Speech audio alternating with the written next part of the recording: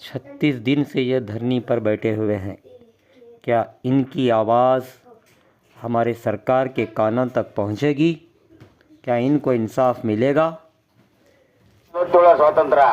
ಲೂಟಿಗಾರರಿಗೆ ಬಂದಿದೆ 47 ಸ್ವಾತಂತ್ರ್ಯ ನಮ್ಮ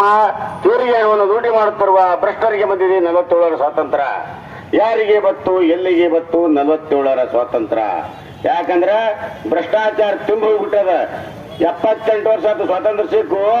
ನಾವು ಇನ್ನ ಎಲ್ಲಿದೇವಪ್ಪ ಅಂದ್ರೆ ಇನ್ನ ಕೊಳಚೆ ಒಳಗಿದೆವು ನಮ್ಮ ನೋವನ್ನು ಇವರು ಅರ್ಥ ಮಾಡ್ಕೊಳ್ಳರು ಬ್ರಿಟಿಷರಿಗೆ ನಾವು ಒದ್ದು ಹೊಡಿಸಿದೆವು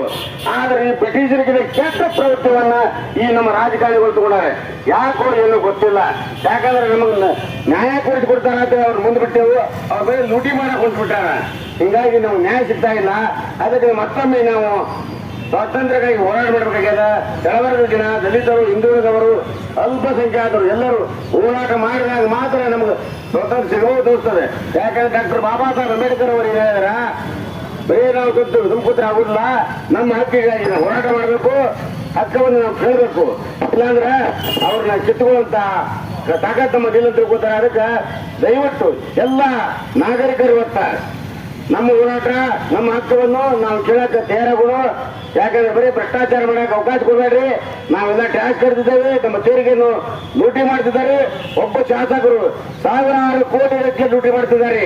ಸಿಬಿಐ ತನಿಖೆ ಏನ್ ಮಾಡ್ತಾ ಇದೆ ಸಿಬಿಐ ಮಕ್ಕೊಂಡ್ಬಿಟ್ಟಾವ ಯಾಕೆ ಮಕ್ಕೊಂಡವು ಅವ್ರೊಬ್ರು ಕೈಗೊಂಡ